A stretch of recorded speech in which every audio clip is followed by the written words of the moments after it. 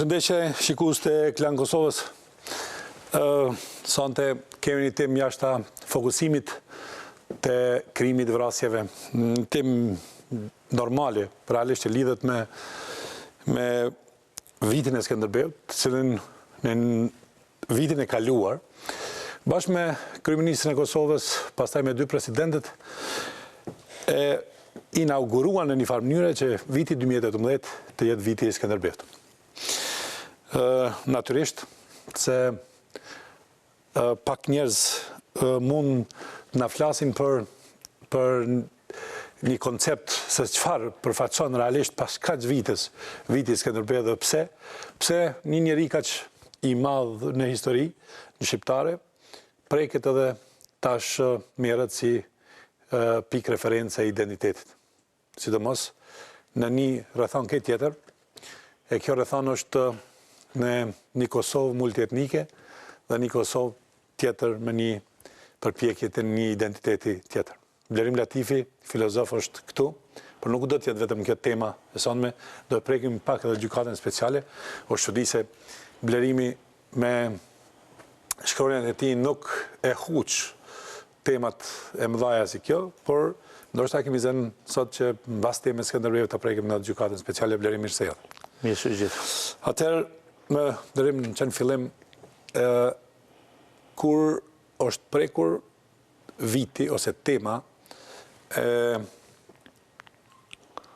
po themi kështu viti i Skënderbeut, çka do me thonë për një filozof kujtimi, referenca e një ngjarje që ka ndodhur me qindra vjet më herë? Ose një herojt i cili ka përfaqësuar një identitet, po themi atëherë, çfarë na mundohemi ta trashëgojmë. Në fakt, kjo është hera e dytë që organizohet tek shqiptarët një manifestim i tillë, do të thotë institucional, i përgjithshëm, kolektiv për figurën e Skënderbeut. I pari ka qenë para 50 viteve, viti 1900. Po, 600 vjetori. Po, 500 vjetori. 500 vjetori. Do të thotë, por atëherë ka qenë rrethona të tjera, do të thotë ka qenë regjimi komunist në Shqipëri, këtu ka qenë një regjim tjetër. Kështu që edhe domethënia e cila është dhënë Skënderbeut atëherë ka qenë tjetër. Do të thotë, tash pas 50 viteve kemi një përkujtim tjetër të përmasave, do të thotë institucionale, shtetërore, kur parashihen aktivitete të shumta, të ndryshme, të larmishme përgjatë një viti, që kanë të bëjnë me përkujtimin e atij që tani me në diskursin tonë, do të thotë. Nuk dihet kujtohet Blerim, po 78 që megjithatë ka pas edhe një referencë kujtimi edhe këtu në Kosovë me ato busat e vogla në ngjyrë kafe, pastaj në ngjyrë bronzi. Nuk më kujtohet atëherë s'kam qenë fare i lindur, do të thotë, po shtruhet pyetja pse bëhet, do të thotë, pas një kohë kaq të gjatë, pas kaq shekush. Përgjigjja është e thjeshtë për arsye se Skënderbeu si figurë historike lidhet shumë me mënyrën se si është ndërtuar identiteti kombëtar të shqiptarëve, sidomos në dy shekujt e fundit. Kjo ka qenë, do të thotë, një referencë e rëndësishme në ndërtimin e identitetit. Do të thotë, identiteti është një bashkësi simbolesh që lidhen me fatin kolektiv dhe historik të një vendi, të një populli, të një kombi. Dhe tek shqiptarët Skënderbeu ka përfaqësuar njërin prej këtyre simboleve më të rëndësishme. Kështu që edhe ky manifestim që do të bëhet gjatë këtij viti, domethënë manifestime të shumta lidhet pikërisht me dimensionin identitar. Natyrisht unë konsideroj se kësaj radhe Skënderbeu nuk duhet të përkujtohet edhe të nderohet, sikurse është nderuar edhe përkujtuar para 50 viteve, për shkak se jetojmë në kontekste të tjera politike, sociale dhe kulturore. Do të thotë, ajo që do dëshiroj është që kësaj radhe Skënderbeu të mos përkujtohet me ngjyrat e një nacional romantizmi, të cilin zakonisht e kemi parë dekadave të fundit, po të përkujtohet në një dimension më qytetar, më human, më civilizues. Mirë, të prekim se unë nuk dashta me prek vitin 1978, që ka qenë viti i Skënderbeut atëherë. Ka pas dy manifestimi i cili ka qenë në Kosovë, i shtytun realisht nga udhëheqja atëhershme komuniste dhe natyrisht edhe në Shqipëri. ka pas disa ekspozita, koncerte, pastaj ekspozitat kryesisht kanë qenë me piktura socrealiste, por skulpturat kanë qenë e kanë vesh atëherë vitin e Skënderbeut 500 vjetorin edhe në Kosovë. Realisht atëherë ka qenë pika e referencës, ndoshta e ngritjes e identitetit dhe atij, po themi, nacionalizmit të fjetur. Dhe tash, si e sheh? Po, shikoni, Skënderbeu do thotë ekzistojnë, themi tash kushtimisht, dy tipet e Skënderbeut. Është Skënderbeu si figurë historike, do thotë si figurë historike që ka ekzistuar realisht në shekullin e 15, do thotë në një shoqëni krejtësisht të ndryshme nga Junja, në një botë krejtësisht të ndryshme nga bota moderne në të cilën ne jetojmë. Do thotë, dhe ky Skënderbeu faktik, do thotë si figurë historike, është objekt i shqyrtimit të historianëve. Do thotë janë profesionistët e shkencës së historisë, ata të cilët duhet të tregojnë se cili ka qenë konteksti, cili ka qenë Skënderbeu real, faktik i asaj kohe, cilat kanë qenë veprimet e tij, idetë e tij, konceptet e tij e kështu me radhë. Është Skënderbeu tjetër, Skënderbeu simbolik. Do thotë Skënderbeu si simbol i përdorur nga perspektiva të ndryshme, nga regjime të ndryshme, nga epoka të ndryshme. Dhe unë këtë dimenzion i shoh disa lloje të përdorimit, disa lloje të perceptimit për atë se çka është Skënderbeu. Do të thotë, mitin për Skënderbeun nuk e kemi kriju na. Do të thotë, mitin për Skënderbeun e ka kriju Evropa në shekullin, domthonë gjatë fundit shekullit 15, 16 dhe 17. Për një arsye? Po, arsyeja ka qenë se arsyeja ka qenë se në atë kohë Evropa ka qenë seriozisht e kërcënuar nga sulmi Osman, nga invadimi Osman. Dhe jo është dash një simbol, një referencë, do të thotë, e krijimit të një përftyrimi për forcat që mund të ndalin këtë deportim të perandorisë osmane drejt Evropës. Do të thotë, dhe pikërisht në ata shekuj është kriju përftyrimi apo miti për Skënderbeun si mbrojtës civilizimit perëndimor, si mbrojtës i krishtërimit. Gjatë asaj kohe tek shqiptarët, për shkak të rrethonave, do të thotë Skënderbeu ka qenë krejtësisht i harruar. Do të thotë, pushteti Osman ka arritur që me masat e tij administrative, politike me zhduk kujtimin për Skënderbeun. Dhe tek në shekullin 19, kohën e rilindjes kombëtare, rilindasit e rizbulojnë. Do të thotë Skënderbeun si figurë historike dhe vendosin në epicentër të përpjekjeve për me kriju një identitet kombëtar, një vedi kombëtare dhe me kriju rrethonat reale të çlirimit përfundimtar nga sundimi Osman. A ka qenë e vështirë pa një referencë tillë mitike, çfarë ka qenë Skënderbeu, do të thonë një referencë mitike e shtyrë nga Evropa, për arsyet që i tha, që ma lehtë të ndërtohet identiteti kombëtar nga rilindas. Pra arsye se pa një mit tillë, vështirë të bindesh se ka një komb i cili ka një fuqi. Në periudhën e rënies perandorisë osmane në Ballkan, të gjithë popujt të cilët përpiqen me dalë nga sundimi osman dhe me kriju shtetet e tyre kombëtare, do të thotë popujt e Ballkanit, në fazat e tyre të para të çlirimit nacional i kthehen miteve dhe lavdisë kohës para osmane. Të gjithë, për shembull serbët e nisin nacionalizmin e tyre duke rikujtu perandorinë serbe para osmane, Car Doshanin, Car Lazarin, do të thotë dinastinë e Nemanjiqve, i krijojnë që atë mitin e shtetit serb para osman. Edhe tash kërkojnë me e rindërtu atë. Njëjtë veprojnë edhe grekt, do të thotë, që i kthehen trashëgimisë dhe lavdisë bizantine.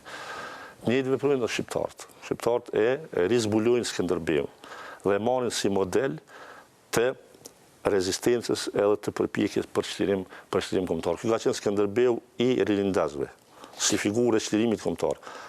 Pastaj gjatë shekullit 20, Enver Hoxha, në regjimin e tij politik, i bën një përdorim tjetër Skënderbeut. Mirë, përdor për fuqinë.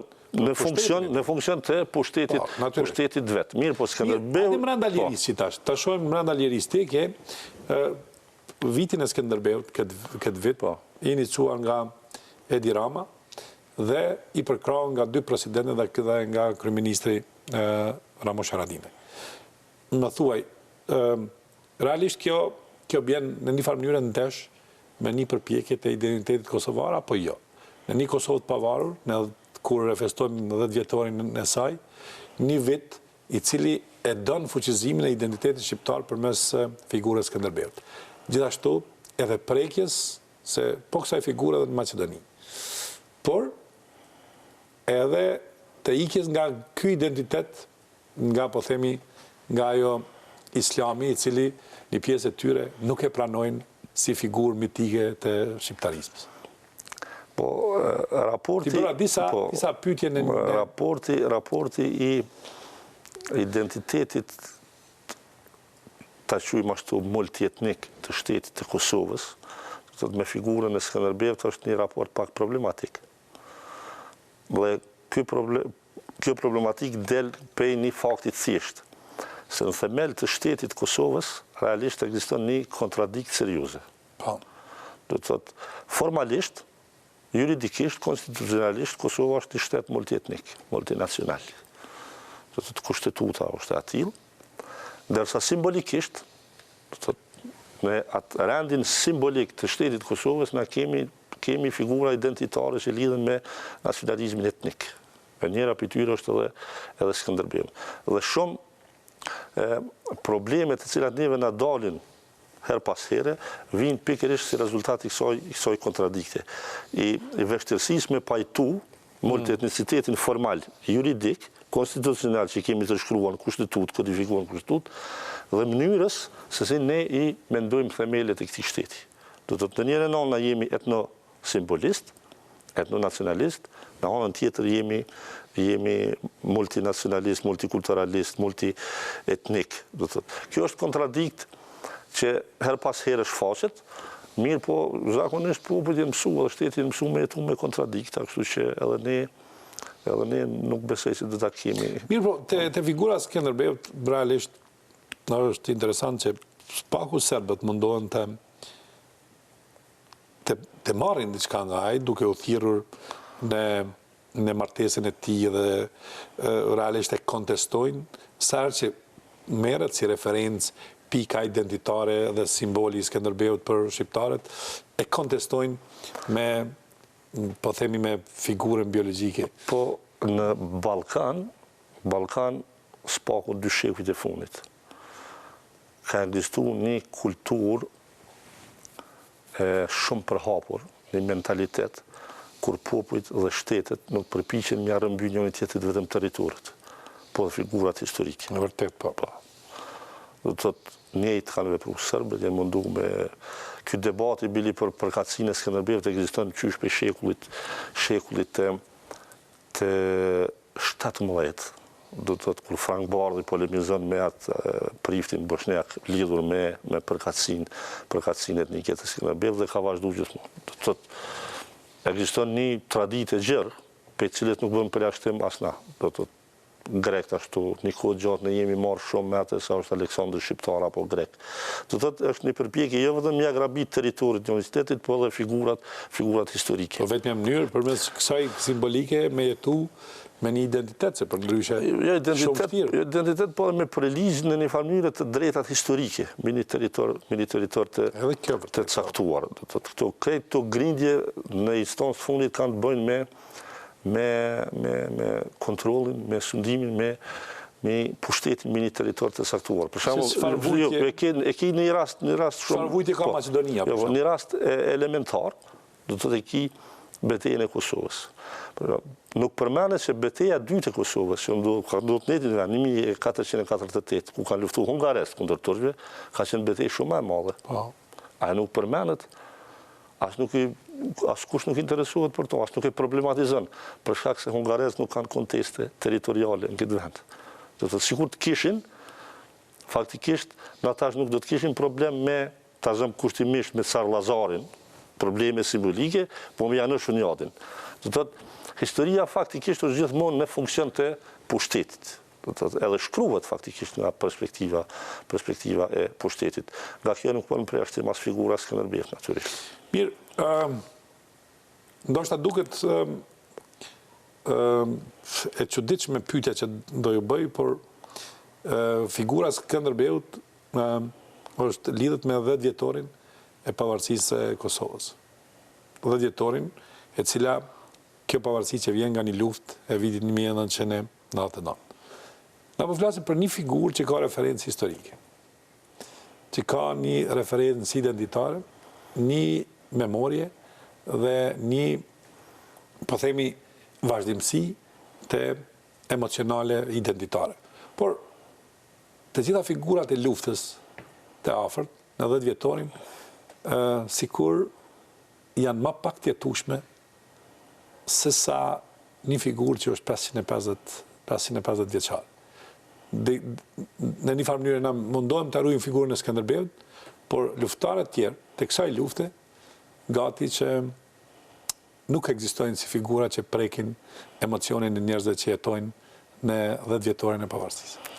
Po kjo është e kuptueshme se për shkak se në figurën e Skënderbeut është investuar gjatë, do të thotë, në të gjitha dimenzionin kulturor, arsimor, do të thotë 2 shekujt e fundit që janë 2 shekujt e formimit kombëtar të shqiptarëve, janë udhëheq nga ideja e figurës tij. Do të thotë ajo është, të themi ashtu, kryemiti, është baza e kësaj vedije. Ndërsa tek herojët e UÇK-s, luftëtarët e UÇK-s është një dimension tjetër, edhe është dimensioni që mungon distanca historike. Miti për një figurë rritet në përputhje me distancën historike. Por edhe distanca historike nuk kërkon rënimin e tyre. Natyrisht jo. Patëherë? Natyrisht jo.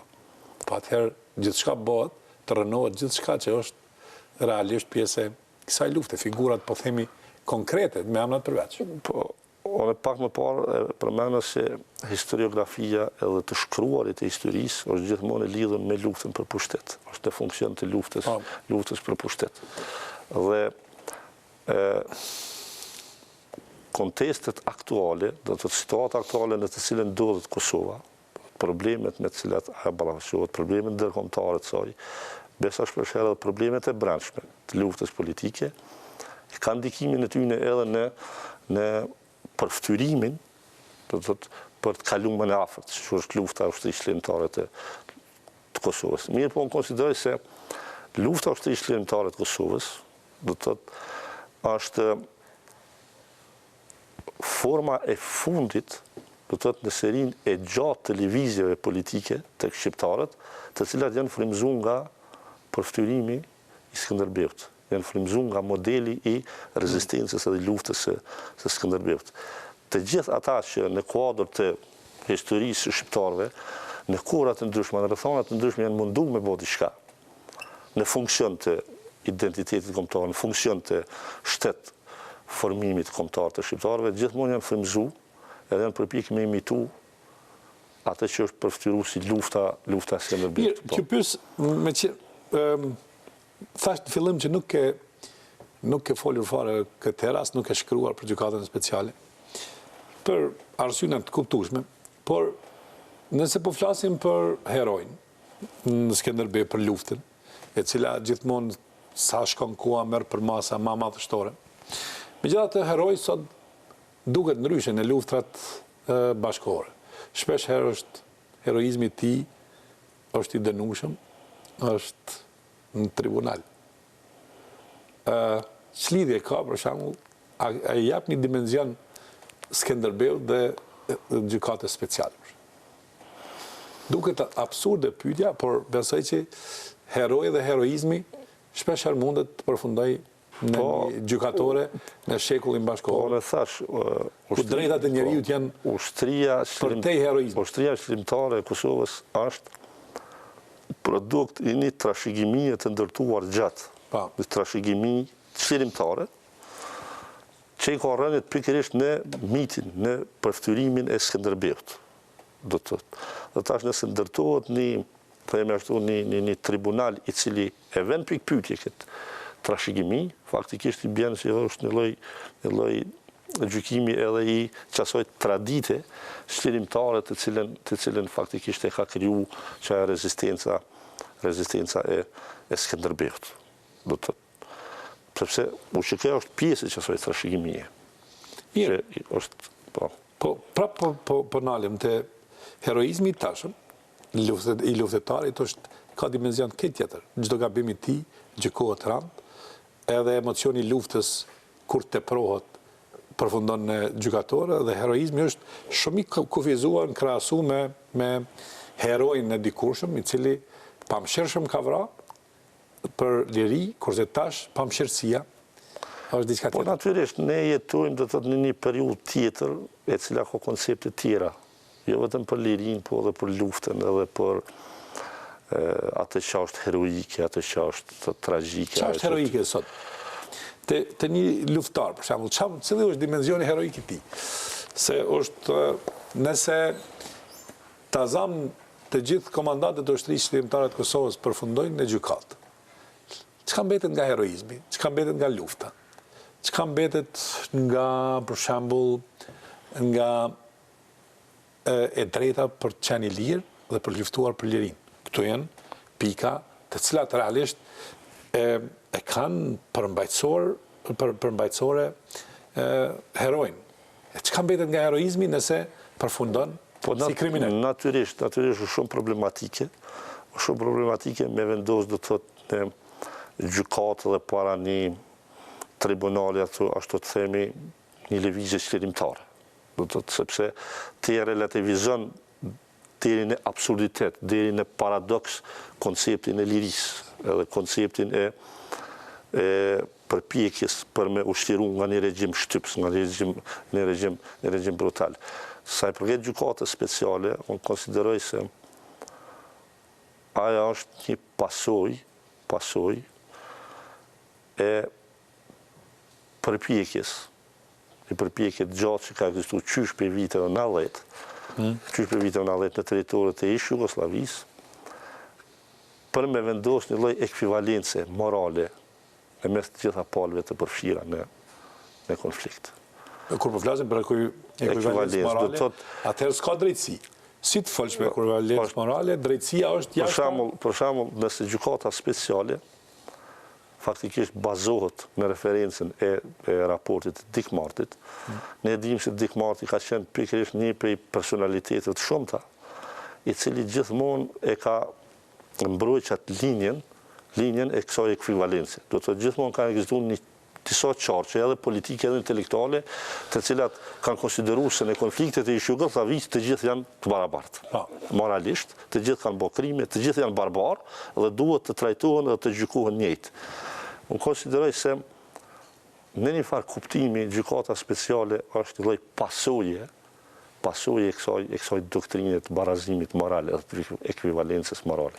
Dhe këtu qëndron problematika e saj, sepse kontestohet integriteti moral i një lufte shlirimtare. Mirë, atëherë në pyetjen e fundit që ka të bëjë me 10 vjetorin e pavarësisë, që bëj kështu jashtë këtij vitit Skënderbeut, jashtë temës së gjykatës speciale, jashtë demarkacionit, një shoqëri e traumatizuar, e ndarë edhe pas 20 vjet luftësh, me pasojat e cilat realisht ende i kanë vitin 1999 dhe nuk po dalim nga kjo, po themi nga ky kurth. Ku është faji realisht? Po faji gjithmonë, faktikisht faji duhet kërkuar tek elitat drejtuese. Jo vetëm elitat politike, po edhe elitat kulturore, elitat gjithmonë. Situata në cilën ne jemi aktualisht është produkt i një elite politike e cila luftën për pushtet e kanë nxjerrë mbi, do të thotë, e kanë nxjerrë përtej kufive të lijueshme, se kanë nxjerrë mbi interesat vitale të shtetit. Do të thotë, ne jemi futur në një qark vicioz, pe cilit nuk po arrim me dalë. Do të thotë që 2 vitet e fundit ne kemi bërë për mendimin janë 3 gabime të mëdha. Ato janë? Ne kemi leju që dhuna më bë faktor në diktimin e procesit politike. E ke fjalën dhunën në institucion? Pa, dhuna politike, do të kemi institucionalizu. Ato i ke shkruar, e ke fjallin pa ndeshkushmerin që... Po, zona politike, e kemi kriju një situatë kur mjetet e paligjshme mund të përdoren për qëllime të cilat supozohen se janë të ligjshme. Ju e dini situatat e të mërshme të cilat janë kriju në Parlamentin e Kosovës gjatë 2 viteve të fundit. Keqja tjetër, të cilën ne faktikisht kemi lejuar të ndodhë në sferën politike të shoqërisë kosovare, është se problemet ndërkombëtare të Kosovës, çështjet ndërkombëtare të Kosovës i kemi bërë çështjet luftës brendshme për pushtet. Kjo do të thotë është një sens shumë i tmerrshëm, kur problemet të çështjet ndërkombëtare të shtetit të Kosovës i kemi shndruar në çështjet të luftës brendshme për pushtet. Që mendojnë që u zgdash mu zgjidh pa një konsenzus. Çështja e demarkacionit, për shembull. Edhe e treta, në dimenzion i tretë negativ që ne e kemi kriju brenda këtyre viteve, është se ne e kemi devalvu qëndrimin amerikan sa i përket çështjeve ndryshme në Kosovë. Për shembull, qëndrimi amerikan në vitet e pas luftës në Kosovë ka qenë vije kuqe, të cilën ne se kemi ka përcy kurrë. Këto 2 vite ne kemi kriju situatën kur ai qëndrim është devalvu, është vlerësu. Dhe sot ju e sheni që askush nuk shqetësohet se çka mendojnë Shtetet e Bashkuara të Amerikës, as për demarkacionin, as për asociacionin, as për zhvillime të tjera. Nuk ju bë përshtypje. Do të thotë kjo është një zhvillim shumë negativ i cili ka me na kushtu. Për shkak se ne duhet ta dimë se ashtu si Shqipërinë në vitin 1913, jo në 12-ën, por 13-ën e ka njoftë Austro-Hungaria, Republikën e Kosovës e ka kriju Shtetet e Bashkuara të Amerikës. E kanë njohur të parë. Kështu që, unë mendoj se dalja nga kriza nënkupton adresimin e shpejtë të këtyre tri çështjeve. Një konsensus nacional që mbi përjashtimin e dhunës ka politika. Do të thotë, një konsensus nacional që çështjet shtetërore, ndërkombëtare të Kosovës nuk i bën çështje të luftës brendshme për pushtet, dhe një rivlerësim i raportit tonë me Shtetet e Bashkuara të Amerikës. Blerim, Latifi, faleminderit. Kaq kishim 30 minuta për vitin e Skënderbeut, prekum edhe 2 tema tjera cilat ndoshta janë më të ndihshme, por merita që një filozof të flet për një njeri që të spaku e ka kriju një vazhdimësi për identitetin tonë. Ishte kënaqësi të kem studi. Faleminderit.